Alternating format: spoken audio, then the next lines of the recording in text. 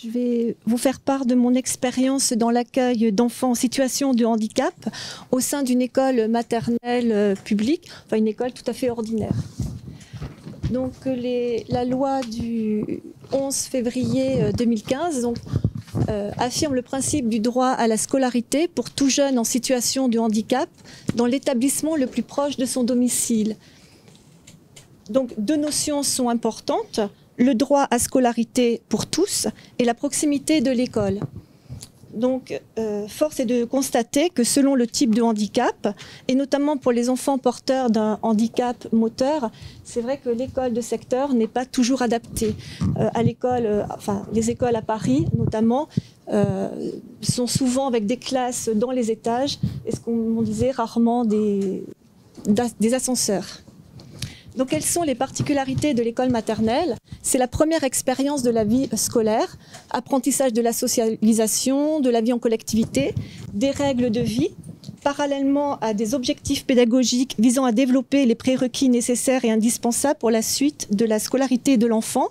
Et là, c'est vrai pour tous les enfants, quels qu'ils soient porteurs d'un handicap ou non. Donc, une bonne réussite de l'intégration scolaire contribue au bien-être de l'enfant dans sa scolarité future. On voit bien que, alors ça c'est vrai aussi pour tous les enfants, quels qu'ils soient, mais je dirais d'autant plus chez l'enfant en situation de handicap. Alors c'est vrai également pour les enseignants, car lorsqu'une première expérience est positive, cela va lever toutes les appréhensions pour les enseignants qui accueilleront ensuite l'enfant dans sa classe.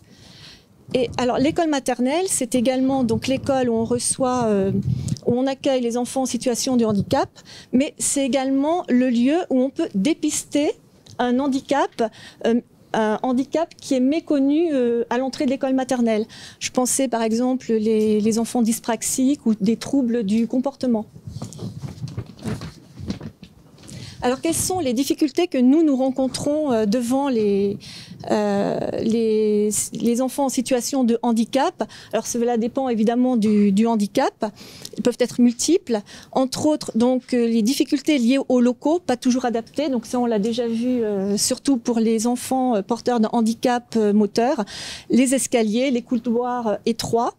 Donc, il faut avoir une classe de plein pied. Sinon, on ne peut pas accepter un enfant en situation de handicap s'il est en fauteuil. Il faut quand même des couloirs assez larges pour que l'enfant puisse circuler, surtout s'il est en fauteuil. Pouvoir aménager les salles de classe pour que l'enfant, s'il est en fauteuil, puisse circuler en toute sécurité dans la classe, de même que les autres enfants. Il faut penser aussi à l'accessibilité des toilettes, ce qui n'est pas toujours facile, mais c'est vrai que dans les écoles parisiennes, ça commence à revenir, puisque nous, on nous a refait cet été, par exemple, les toilettes pour que les enfants puissent y accéder. Il faut penser également à la sécurité en cas d'incendie, que tout le monde puisse évacuer, ou bien maintenant avec également en cas d'intrusion dans le cadre du plan Vigipirate Alerte Attentat. Alors, les difficultés sont également liées au personnel, on en a parlé tout à l'heure, au personnel divers dans les écoles, qui ne sont pas des personnels de santé. Donc, les enseignants, dans une école maternelle, les agents spécialisés des écoles maternelles, qu'on appelle ASEM, et également les animateurs. Il faut savoir que dans le premier degré, il n'y a pas de personnel médical ou paramédical sur place, il n'y a pas d'infirmière. Donc, contrairement au second degré, où vous avez une infirmière, ça n'existe pas du tout dans le premier degré. Donc, cette absence de personnel paramédical ou médical peut entraîner en fait des sources d'angoisse pour les enseignants, enfin pour le personnel de l'école, peur de mal faire. Et si je fais mal, quelles vont être les conséquences pour l'enfant? Donc, une peur de méconnaître une situation d'urgence, soit par méconnaissance de la pathologie de l'enfant ou du handicap, mais également peur de ne pas pouvoir y faire face. Donc ça, ça c'est quand même une grande appréhension de la part des enseignants. Par exemple, on a un petit enfant à l'école, Curtis, qui a des troubles envahissants du développement. Il peut être violent envers lui-même, envers les autres enfants, il pousse des cris, il est assez perturbateur de la classe. Et l'enseignant, sa difficulté, c'est comment je vais faire face, comment je vais gérer la crise, tout en protégeant et rassurant le reste du groupe. Voilà, donc ça c'est une difficulté que nous rencontrons.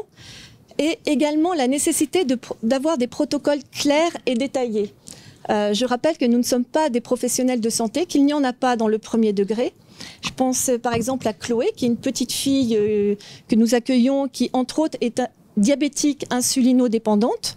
Donc dans le protocole, il y a une surveillance de la glycémie qui est régulière, que nous devons faire plusieurs fois par jour. Le protocole donne des mesures en grammes par litre. Ça paraît tout bête, mais l'appareil donne des mesures en milligrammes par décilitre.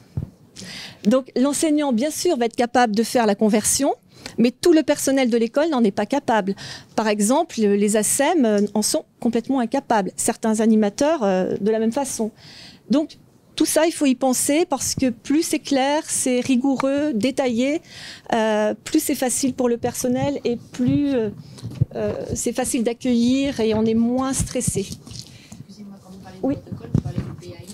Alors oui, alors ça je vais en revenir, c'est-à-dire que là c'est pas le PPS, mais parfois nous avons des enfants en situation de handicap où il y a également besoin de mettre en place un PAI. Donc là c'est dans le cadre d'un PAI. Je pense aussi à un autre petit garçon que nous recevons qui peut faire des crises d'épilepsie. On est amené à donner des médicaments et il faut que les protocoles soient clairs parce que nous on ne sait pas gérer sinon si c'est flou. Certaines écoles acceptent de donner des médicaments et d'autres pas. Ah ben on n'a pas le droit, c'est la loi. Donc on est obligé d'accepter du moment qu'il y a un PAI. Par exemple, un enfant... Je parle des PAI. Je veux dire qu'il y a des écoles qui n'acceptent Ah. pas. Voilà, malgré le PAI. Alors ça, je ne peux pas répondre. Moi, je respecte la loi, donc après, je ne peux pas... Non, mais oui. ça me rassure de savoir que certaines Ouais, oui. écoles... Alors c'est vrai que par exemple, un enfant, quand des parents viennent nous dire bon ben voilà, il a une otite ou autre, voilà, il faut lui donner des antibiotiques à midi, non. Oui, non, mais ça, Là, voilà, ça on n'accepte pas. Ou s'il a de la fièvre, vous lui donnerez du Doliprane, voilà. bien des PAI. Donc là, on n'en donne pas, mais dans le cadre d'un PAI, voilà. C'est pas obligatoire de mettre un PAI en classe, du coup. Le PAI est obligatoire. Parce que, Ah non, non. Du moment qu'il y a des médicaments, on est tout à fait. comme il y a des écoles qui refusent les enfants parce que il y a des choses à mettre en place, des écoles trop grosses. J'ai déjà vu pour un enfant. En fait, ils refusent de prendre le risque qui est décrit dans le PAI, Ouais. de donner médicaments de peur de se tromper. Mais même pour les allergies alimentaires à la cantine. Alors je ne savais même pas qu'on pouvait refuser, donc là je ne peux pas répondre. C'est intéressant. Voilà. On est content de savoir que vous acceptez. Non, non, mais de toute façon, on a l'habitude de le faire. Nous accueillons aussi des enfants qui ont des allergies multiples. Ils ont l'anapène, ils ont les médicaments qu'il faut en cas enfin voilà, s'il se passait quelque chose. Et d'autre part, ils ont des paniers repas, voilà. Sont mis en place des paniers repas ou une éviction de l'aliment. Non, mais le voilà, panier c'est- repas, si vous voulez, du coup, la responsabilité est aux parents. Donc c'est entre guillemets facile. Mais vous parlez de l'anapène, Oui. ça, il y a effectivement des écoles qui vont refuser sur les Ah oui. allergies. Enfin, on est, on est Oui, pas dans les oui, allergies. oui. on est dans- Voilà, c'est vrai que je ne peux pas répondre. En tant que parents, si on a la preuve qu'ils n'ont pas le choix, nous, c'est intéressant pour nous de leur mettre sous le nez et leur dire non, mais ça Ouais. suffit quoi. Ah non, mais c'est- Oui, non, enfin, mais c'est là, ils n'ont pas le droit. ils n'ont pas le droit. Voilà, après, c'est Il y a un PAI. un abus de pouvoir, je ne sais pas, mais. Pour leur montrer voilà, noir sur blanc. Ouais, ouais, oui. Voilà, Non, ça, mais c'est c'est quand même important. Et on laisse direct. Oui, mais excusez-moi, la seringue d'anapène, quand on ne sait pas la faire marcher, c'est pas non plus forcément facile. Donc c'est le problème, il n'est pas complètement réglé. Alors en général, le médecin scolaire, enfin nous dans notre école, le médecin scolaire intervient chaque année et fait une petite rappel à tout le personnel. Ne même que pour la petite Chloé, c'était pas évident de la surveillance de la glycémie. Donc voilà, c'est fait avec le médecin scolaire, c'est fait. Des enfants qui portent des conformateurs sur le nez, et par exemple des pères des autres, et on n'arrive pas en général à les mettre avec la même. Je veux dire, c'est du PAI transitoire. Oui. Le trachéotomie, c'est pas Et il y a les trachéotomies. La trachéotomie, les AVS sont formés. On a des AVS vraiment spécialisés pour une formation qui accompagne les enfants. Et puis après, nous, on a enfin pour des aspirations, et justement, on s'était eu au mois d'août, et je peux dire justement que Madame Coupé est très... enfin, voilà. C'est vrai que j'étais très surprise. On a eu au mois d'août, on s'est eu... Voilà, tout à fait. J'avais la réponse dans le lendemain, et au bout d'une semaine, c'est vrai que... On a eu, enfin, pour l'AVS. Est-ce que ça veut dire, prenons les trachéotomies, parce que ça, c'est vraiment un problème très important, et c'est normal qu'un enfant qui a une trachéotomie puisse suivre sa scolarité normale. Est-ce qu'il faut le faire remonter à l'académie s'il y a un refus? Ah oui, à l'inspecteur. Oui, bon, d'accord. Bon, voilà. C'est pour ça que je vous ai donné le D'accord. dossier, parce que ça vous permet de vous adresser. Oui, mais il faut qu'on ait ça pour toute la France. Hein. Tout ce qui est inclus. Non, mais là, vous avez... Aujourd'hui, la filière, c'est national. Hein. On va le faire. Alors, nous rencontrons également des difficultés liées au groupe classe, tout simplement parce que dans une école, dans les écoles maternelles, dans chaque classe, il y a entre 25 et 30 élèves, voire au-delà. Par exemple, je suis dans une école, il y a 8 classes de maternelle. Dans chaque classe, il y a entre 21 et 30 élèves âgés de 3 à 5 ans. Nous accueillons donc cette année 6 enfants en situation de handicap. On en avait 9 l'année dernière. Donc cette année, par exemple, on accueille un enfant qui est autiste, un enfant qui a des troubles envahissants du développement, on a un enfant qui a une amyotrophie spinale, on a un enfant qui a une agénésie des mains. On accueille également un enfant qui a une maladie orpheline. Alors, je ne sais pas la pathologie. La seule chose que je sais, c'est qu'il peut faire des crises d'épilepsie à répétition. Et puis, on a une petite fille qui a également des séquelles d'une encéphalopathie. Voilà. Donc, voilà. Et l'enseignante est toute seule avec ses enfants? Alors justement, les ASEM, je vais y revenir, c'est que les ASEM, normalement, il y en a une par classe, sauf en grande section où elles sont à mi-temps. Donc déjà, on voit que si l'enfant est dans une grande section, il n'y aura pas toujours l'ASEM. Et d'autre part, l'ASEM, elle n'est pas tout le temps sur la classe, puisqu'elle a des tâches annexes. Par exemple, la gardienne est présente de 7h du matin à 19h le soir. Ce sont les ASEM, elle a le droit à des pauses dans la journée. Et ces pauses, ce sont les ASEM qui la remplacent. Donc, on dit qu'elle est à temps plein, mais en réalité, non. C'est là la difficulté que l'on peut voir. En plus, l'ASEM, elles sont envoyées en formation sur le temps scolaire. Elles peuvent être en RTT, en congé annuel, en arrêt maladie, elles ne sont pas remplacées. Donc, on voit bien la difficulté de l'enseignant. Les enfants peuvent être... Donc, on peut avoir parfois plusieurs enfants en situation de handicap dans la même classe. L'année dernière, nous avions 4 enfants en situation de handicap en grande section, mais dans l'école, il n'y a que 3 grandes sections. Donc, forcément, 2 enfants vont se retrouver dans la même classe. Et donc, je disais... Alors... Oui, je vais y revenir. Alors, je peux peut-être répondre déjà à la question. La difficulté des AVS, donc parfois, on a la chance d'avoir une AVS. Ce qu'on leur disait, c'est qu'à Paris, il y a beaucoup de demandes et peu de candidats. Donc, le temps d'arriver sur le terrain est long. D'où l'importance d'anticiper ce qui avait été dit en amont, de faire le PPS bien en amont, souvent dans le dernier trimestre qui précède la rentrée scolaire. Et donc, on voit qu'on n'a pas toujours l'AVS. Et puis, il y a aussi, il n'y a pas forcément une adéquation entre le moment, ce qui est donné par la MDPH et la réalité du terrain. Par exemple, l'année dernière, nous avions 2 enfants en situation de handicap qui étaient scolarisés seulement le matin, puisque l'après-midi, ils avaient des soins soit à domicile, soit dans un centre de soins. Chacun, la MDPH avait attribué 12 heures. Donc, on m'a donné une AVS pour 24 heures en disant 12 heures pour l'un, 12 heures pour l'autre. Mais le problème, c'est que les enfants n'étant là que le matin, je ne pouvais pas donner 12 heures d'AVS. Donc, il y a cette réalité aussi qui fait que l'enseignant n'a pas toujours l'AVS. Donc, entre le moment où l'AVS arrive sur le terrain, l'AVS qui peut être aussi envoyé en formation sur le temps scolaire, l'AVS qui peut être malade, et vraiment l'adéquation entre le temps aussi que nous on demande pour l'AVS et le temps qui est attribué par la MDPH, souvent, il n'y a pas non plus de corrélation. C'est-à-dire qu'on peut demander 18 heures, mais la MDPH peut n'accorder que 9 heures ou 4 heures ou 12 heures. Et on n'a pas la difficulté, c'est vraiment d'avoir une personne avec l'enseignant. Donc il est quand même parfois seul.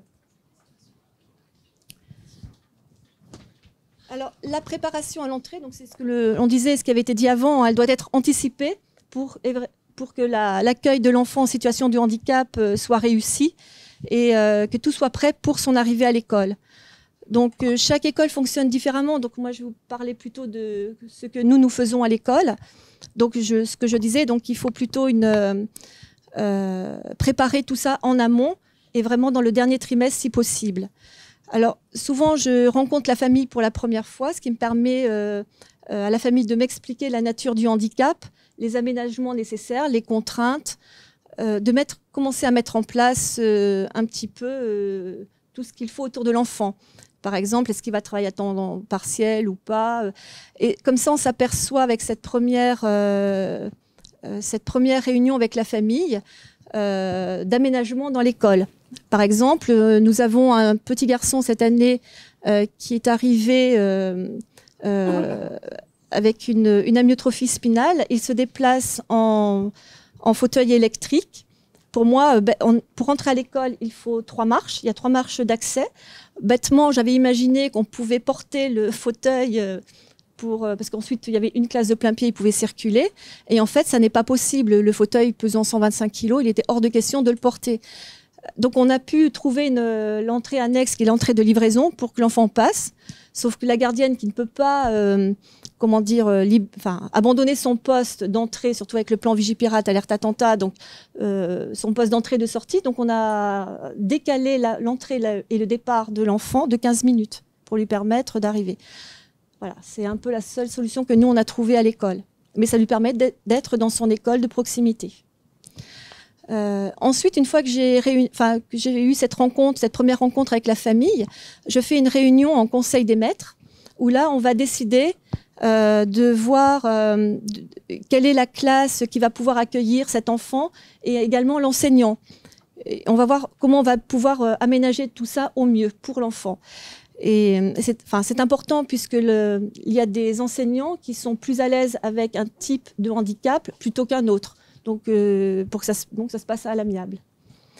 Ensuite, je fais une deuxième rencontre avec la famille, donc là, et l'enfant surtout, puisque ça permet à l'enfant de voir sa classe, de faire connaissance avec son enseignant et de voir son école. Ça va permettre de se projeter pour l'année suivante. Et je pense que ça rassure tout le monde, l'enseignant, l'enfant et les parents.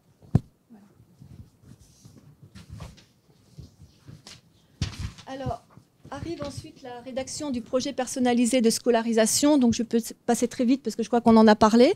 Donc, idéalement, c'est au mois de juin, puisqu'on fera plusieurs demandes dans ce projet personnalisé de scolarisation. Donc, sont présents les enseignants, le médecin scolaire et la psychologue scolaire, l'assistante sociale, tout simplement justement pour aider les parents à remplir le dossier, s'il y a des points à demander particulièrement quand on a des déplacements, justement pour prendre en charge les déplacements de l'enfant en taxi ou autre. Parce qu'à Paris, il faut savoir que nous avons la chance d'avoir une assistante sociale dans les écoles. Ça n'est pas du tout vrai dans toutes les écoles, on parlait en banlieue ou en province. Donc les parents, bien sûr, sont présents, les personnels qui suivent l'enfant, l'enseignant référent de la MDPH, et le directeur de la... Oui. L'enseignant référent de la MDPH, soit c'est l'enseignant référent de l'éducation nationale. Ah oui, de l'éducation nationale pour la MDPH. Voilà, tout à fait. Oui, tout à fait. C'est mal... Voilà. Et en fait, c'est vrai c'est elle qui fait le lien, c'est l'enseignant, tout à fait. Référent, nous on dit... entre nous, de la MDPH, parce que c'est elle qui fait le lien avec la MDPH. Donc c'est pour ça, c'est resté tout à fait. Donc voilà. Ensuite, pourquoi un PPS? Donc ça, on en avait parlé. Donc je vais aller très vite. Définir les aménagements nécessaires, le temps nécessaire s'il y a besoin d'AVS ou pas d'AVS, le nombre d'heures d'AVS, les aménagements pédagogiques, les besoins thérapeutiques, donc en cas de PAI. Donc on voit que c'est une véritable prise en charge qui est pluridisciplinaire. C'est une véritable équipe de suivi de scolarisation qui est mise en place et elle va permettre de suivre la scolarité de l'enfant, toute sa scolarité en fait. Donc ça va permettre de faire évoluer la prise en charge s'il y a besoin, réadapter le temps scolaire d'un temps partiel passer à un temps plein ou inversement, et de réadapter des aides matérielles ou en personnel. Par exemple, Roman, qui est un petit enfant que nous avons eu en maternelle, qui est un enfant dyspraxique, donc avec l'arrivée, son entrée plutôt en CP, avec l'ESS, il a pu obtenir du matériel informatique et également un nombre d'heures d'AVS. Alors, à l'école, donc tout ça, évidemment, c'est pour avoir des aides, enfin, pas seulement, mais pour nous, c'est surtout bien l'anticiper pour avoir des aides à l'école, des aides en personnel, qui est l'AVS. Et on distingue nous accueillons 2 types d'AVS, l'AVS public et l'AVS privé. Alors, l'AVS public est salariée du rectorat, donc elle effectue 24 heures par semaine dans le premier degré. Et c'est vrai que la MDPH accorde rarement 24 heures pour un enfant. Donc souvent, l'AVS accueille 2 enfants, enfin accompagne plutôt 2 enfants, soit au sein du même établissement ou dans 2 établissements différents. Donc on a parlé des difficultés de recrutement et les difficultés d'adéquation par rapport au nombre d'heures attribuées. Nous accueillons également des AVS privés. Donc le recrutement se fait par la famille. Elle est financée également par la famille, mais je crois qu'il y a des aides possibles par la MDPH. Alors, 2 avantages pour nous dans les écoles, c'est que l'AVS est attachée à un enfant, puisque c'est la famille qui finance pour son enfant. Et d'autre part, ce sont des AVS qui sont quand même bien formés au handicap de l'enfant, puisque ces AVS font partie d'une association en lien avec le handicap de l'enfant. Et par contre, il faut que l'association soit agréée par le rectorat. Alors, il peut y avoir des dérogations possibles, donc c'est ce dont on parlait tout à l'heure. J'ai un petit garçon, Marc, qui doit avoir des aspirations du fait des encombrements, donc des aspirations régulières du fait des encombrements qui sont possibles et des gestes très particuliers. Donc, il y a une personne qui suit cet enfant depuis 1 an. Et donc l'association n'était pas agréée par le rectorat, mais on a pu avoir une dérogation tout à fait possible pour cet enfant, puisqu'elle avait été formée aux gestes bien spécifiques.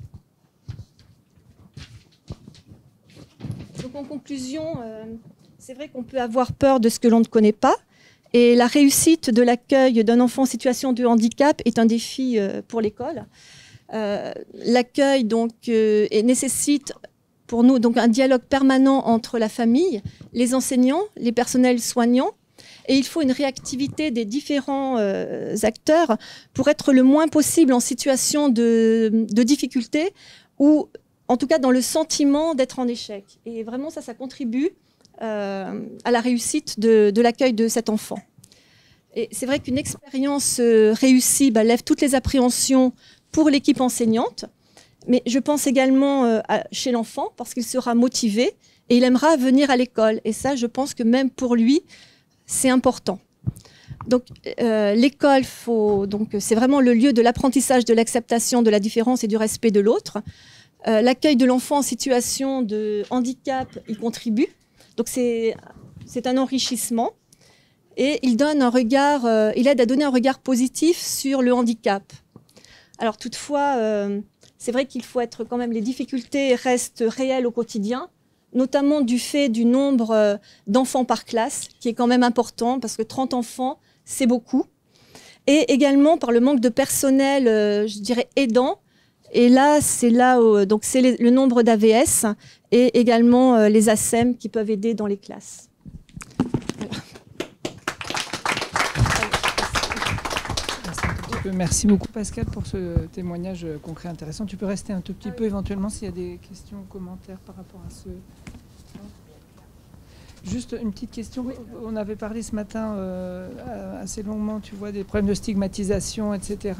Est-ce que vous avez des mesures particulières ou des démarches que vous effectuez, que ce soit lors de l'accueil d'un enfant avec un handicap associé ou d'une manière générale dans l'enseignement que vous prodiguez? Enfin, la maternelle, c'est petit peut-être. Oui, c'est petit. Ouais. En fait, en maternelle, je trouve que le handicap est vraiment bien accepté parce que pour les enfants... je pense que c'est quelque chose de beaucoup plus naturel. Enfin, je sais pas si je me trompe, mais je pense que c'est plus difficile peut-être chez les plus grands. Alors nous, par exemple, un enfant qui va faire, c'est vrai qu'on en parle quand même à l'école, on présente un enfant qui va faire, par exemple, des crises. En maternelle, s'il y en a un qui fait des crises, ils vont peut-être tous faire pareil en disant youpi, on a le droit.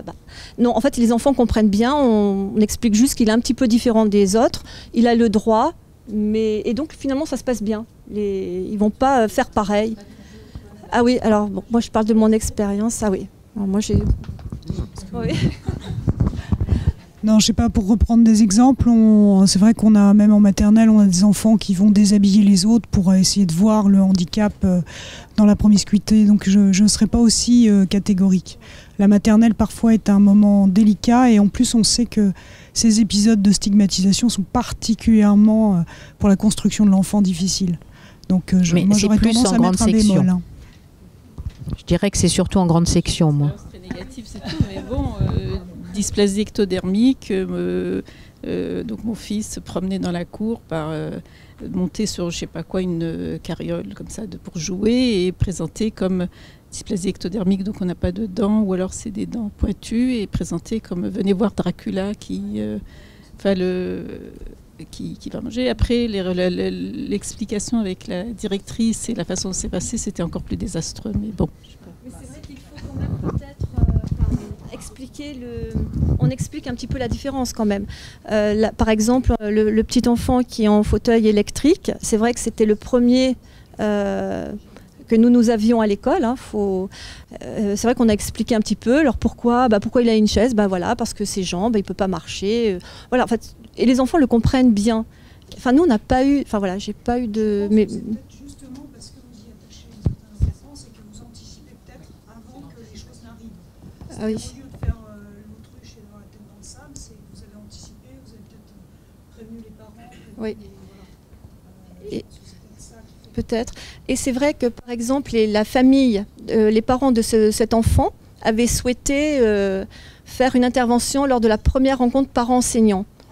Bon, c'est vrai que moi, je ne voyais pas ça utile parce que je me suis dit, c'est pas... Enfin, je ne voyais pas... pourquoi? Et puis ils ont dit si on aimerait. Je dis pas de souci, faites-le. Et c'est vrai qu'ils ont expliqué aussi aux parents pour que les parents puissent expliquer aux enfants. Alors peut-être qu'en effet, voilà, mais... Oui. Oui, moi je voulais dire qu'à mon avis, rien n'est définitif. C'est-à-dire que ça peut bien se passer une année et être catastrophique l'année d'après. Moi j'ai le cas par exemple d'un enfant qui avait été scolarisé, enfant atteint d'albinisme, première année, formidable, deuxième année, pour des raisons architecturales, il se retrouve dans une classe qui est vitrée sur 3 côtés, mais complètement vitrée, du haut jusqu'en bas. Et cet enfant, il est photophobe. Donc ça veut dire qu'il se retrouve avec des lunettes de soleil, une casquette, avec des mesures qui interdisent le port d'un chapeau à l'intérieur de l'école, dans des ambiguïtés terribles. Lui-même refuse cette situation parce qu'il se sent stigmatisé. Donc voilà. Et je ne sais pas pour quelle raison, impossibilité de changer la situation, de modifier la classe dans laquelle il se trouve, ou de le déplacer dans une autre, ou de déplacer l'ensemble de la classe dans une autre salle. Voilà, donc rien n'est définitif. Hein. Il faut tous les ans revenir sur le sujet. Juste, oui, Caroline, pardon. Dans la scolarité de l'enfant qui est extrêmement importante parce que c'est le démarrage par définition de sa scolarité. Effectivement, c'est un âge aussi où il y a beaucoup de préoccupations autour de la découverte du corps et Madame Vasquez en parlait tout à l'heure, on pourrait discuter du handicap, mais nous on est beaucoup concernés par l'aspect esthétique et par les difficultés esthétiques présentées par ces enfants, et c'est vrai qu'ils sont à des âges où ils sont en pleine découverte de leur corps, donc de leur corps et du corps de l'autre, d'où effectivement ce besoin parfois de voyeurisme, mais sain, si j'ose dire aussi parfois. Hein. Et je trouve que l'anticipation est extrêmement importante de la part des parents vis-à-vis des écoles et de la part de l'école vis-à-vis aussi des élèves de la classe, voire de l'ensemble de l'école, si ça pose un souci. Et je suis d'accord sur le fait qu'effectivement, rien n'est jamais joué. Et il faut absolument tous les ans avoir cette précaution de pouvoir refaire une petite information dans la mesure où l'enfant est d'accord, dans la mesure où les parents sont d'accord, que les enseignants puissent faire une information. Et c'est ce que présentait Béatrice ce matin aussi. Expliquer, rassurer, distraire, c'est simplement ça en début d'année. Parfois, ça prend simplement 10 minutes. Mais ça peut déterminer beaucoup de choses très positives pour le reste de l'année.